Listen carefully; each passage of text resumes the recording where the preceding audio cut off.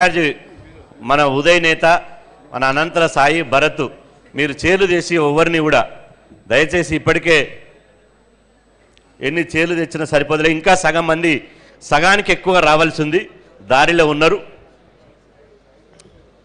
కాబట్టి ఒక ప్రశ్న లేవనెత్తారు, మీ బంధుకు మీ దయచేసి సైలెంట్గా ఉండాలి. అక్క జర సైలెంట్గా ఉండు, మల్లన్న కూర్చోవే, మహేందర్ ఫోన్లు బంద్ చేయి, ప్రైమ్ మినిస్టర్ ఆఫీస్ నుంచి ఫోన్ అయ్యింది. అది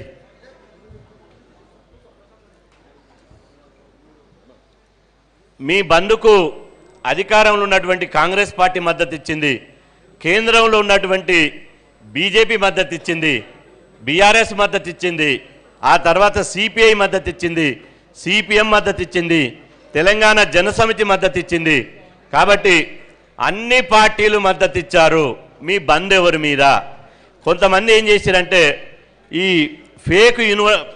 ఫేస్బుక్లలో ఫేక్ యూనివర్సిటీ ఉంది ఒకటి, వాళ్ళు ట్రోల్ చేశారు. ఏమని? బీసీజేఏసీ బంద్ పిలిపించింది, ఆ చీరలు అక్కనే అటే ఫ్రీ ఉన్నది, బీసీజేఏసీ బంద్ పిలిపించింది కాబట్టి ఆ బంద్ ఎవరి మీద అని. ఎందుకంటే క్లారిటీ రావాలని నేను 2 నిమిషాలు మాట్లాడి ముఖ్య అతిథులకు ఇస్తా. మీరు ఎలక్షన్లో బిజీ ఉన్నారని మాకు తెలుసు. కాబట్టి ఆ బంద్ ఎవరి మీద? ఎందుకంటే జేఏసీ ఏర్పడ్డది, ఉద్యమం చేసినాం. ఇప్పుడు భవిష్యత్తులో జేఏసీని విస్తృతంగా గల్లీ నుంచి ఢిల్లీ దాకా తీసుకుపోవాల్సినటువంటి అవసరం ఉంది. కాబట్టి మీరు ఉన్నప్పుడే కొంత మా జేఏసీ యొక్క పరిధి విస్తరణ గురించి చెప్పే ప్రయత్నం చేస్తున్నాం. కాబట్టి ఆ బంద్ ఎవరి మీద అని అన్నారు. సోదరులారా ఒకటిసారి గమనించండి, కళింగ భవన్లే రాజేంద్రన్నకు ఫోన్ చేసిన, అన్న మీరు రావాలంటే తమ్మి గంట దూరం ఎందుకు పెట్టినావు, మనోళ్ళు జిల్లాలకు వెళ్ళి వస్తారు, ఇబ్బంది పడతారు కదా, జూబ్లీహిల్స్లో బంజారాహిల్స్లో గంట దూరం ఎందుకు పెట్టినాం అన్నాడు. అంటే ఈ కళింగ భవన్లో పెట్టడానికి ఒక చరిత్ర ఉందన్న. ఈ కళింగ భవన్ ఇబ్బంది అయినా సరే, వాస్తవంగా మనకు ట్రాఫిక్ సమస్య ఉంది, పార్కింగ్ సమస్య ఉంది, అయినా ఈ కళింగ భవన్ ఎంచుకున్నాం. ఎందుకు ఎంచుకున్నాము అంటే ఇవాళ తెలంగాణ ఉద్యమ సమయంలో వ్యక్తులు ఉన్నటువంటి వాళ్ళు, ప్రజా సంఘాలు ఉన్నటువంటి వాళ్ళు, పార్టీలు ఉన్నటువంటి వాళ్ళు స్వరాష్ట్రం కోసం, తెలంగాణ ఉద్యమం కోసం ఇవాళ జేఏసీ అని Telangana joint action committee, Juluru Gauri Shankar అన్న ప్రత్యక్ష సాక్ష్యం అన్నీ తెలుసు. అదేవిధంగా మా సినీ డైరెక్టర్ శంకర్ అన్న కూడా ఉన్నాడు అప్పుడు. కాబట్టి అయితే ఇక సీన్ అన్న అయితే అసలే కాబట్టి ఇవాళ జేఏసీ టీజేఏసీ అనేది ఇంకో ఈ కళింగ భవన్లో ఏర్పాటైంది. టీజేఏసీ ఏర్పాటైన తర్వాత ఇవాళ ఆ రోజు నేను మీడియా సమావేశంలో చెప్పాను, ఇప్పుడు కూడా చెప్తున్నా, టీజేఏసీ ఏర్పడ్డప్పుడు అప్పుడు వాళ్ళు టీజేఏసీ నుంచి ఒక ఉద్యమ కార్యాచరణ ఇచ్చారు. టీజేఏసీకి మద్దతుగా ఎవరెవరు సపోర్ట్ చేశారు? అప్పుడు కేంద్రంలో రాష్ట్రంలో అధికారం ఉన్నటువంటి కాంగ్రెస్ పార్టీ కాంగ్రెస్ పేరు మీద సపోర్ట్ చేసింది. అదేవిధంగా టీడీపీ పార్టీ టీడీపీ మీద సపోర్ట్ చేసింది. అదేవిధంగా బీఆర్ఎస్ పార్టీ ఉన్నదల్లా, సిపిఐ ఉన్నది, అన్ని బీజేపీ ఉన్నది, బీజేపీ అని ఉన్నది. ఒక ఆ జేఏసీలో లేనిది ఒక సిపిఎం పార్టీ మాత్రమే. ఆ రోజు సమైక్యాంధ్ర నినాదంతో ఆ రోజు సిపిఎం పార్టీ ఉన్నది. ఒక్క సిపిఎం పార్టీ తప్ప మిగతా పార్టీలన్నీ ఉన్నాయి.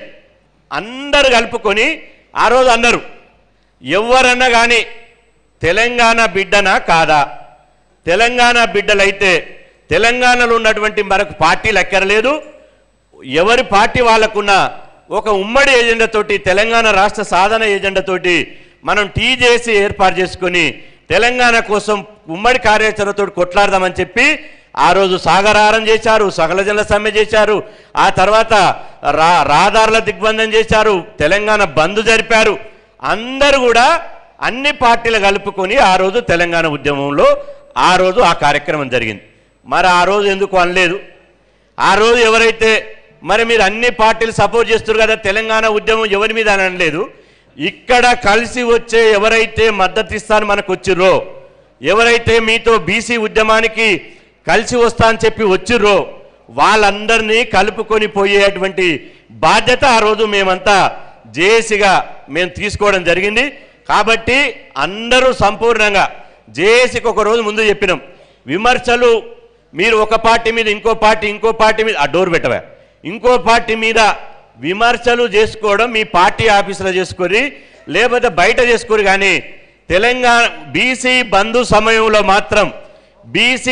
సమయంలో మాత్రం ఒక పార్టీ మీద ఒక పార్టీ విమర్శ చేసుకోవద్దు అని చెప్పి మేము అప్పీల్ చేసినాం. అందరూ సహకారంతో, అందరూ యొక్క సమిష్టి కృషితోటి ఇలా జేఏసీ ఇచ్చినటువంటి బంధు సక్సెస్ అయింది. ఇప్పుడు 18వ తారీఖు, ఇవాళ 2వ తారీఖు, అంటే దాదాపు 14 రోజులుగా ఇలా మీ బీసీ జేఏసీ ఏం చేస్తుంది, నెక్స్ట్ కార్యాచరణ ఏంది అనే దాని మీద ఇవాళ ఒకటి అడగడం జరిగింది. మేము బీసీ జేఏసీ రాత్రి కూర్చొని కొంత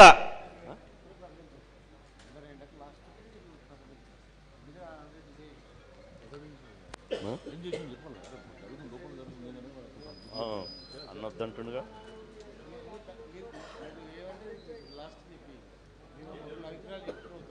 దీని మీద మీరు వినాలి కదా. మేము కొన్ని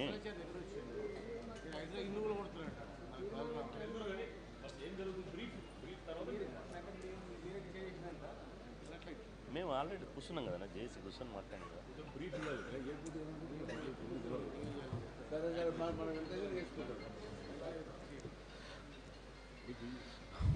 దయచేసి జేఏసీలో అంటే మేము కొన్ని ప్రతిపాదనలు చేస్తే సవరణలు చేస్తారు, మళ్ళీ లాస్ట్కు కొన్ని చేస్తారు. అట్లా కూర్చున్నామన్నా, కూర్చున్నాం. జేఏసీ భవిష్యత్తు ఏం చేస్తుంది దాని మీద కరెక్షన్ చెప్తారు అందరూ. ఈరోజు జేఏసీ రాత్రి 2 గంటల వరకు కూర్చున్నాం. ముఖ్యులతోటి, దయచేసి చీరలలో కూర్చొని ముఖ్యులతోటి మాట్లాడినాం. ఇప్పుడు కూడా చెప్తున్నాం, జేఏసీ ఫుల్ పేజ్డ్ కమిటీ ఇందులోనే మళ్ళీ వేస్తాం. అన్ని పార్టీలో ఉన్నటువంటి బీసీ బిడ్డలను, బీఆర్ఎస్ పార్టీలో ఉన్నటువంటి బీసీ బిడ్డలను, బీజేపీలో ఉన్నటువంటి బీసీ బిడ్డలను, అదేవిధంగా కాంగ్రెస్లో ఉన్నటువంటి బీసీ బిడ్డలను,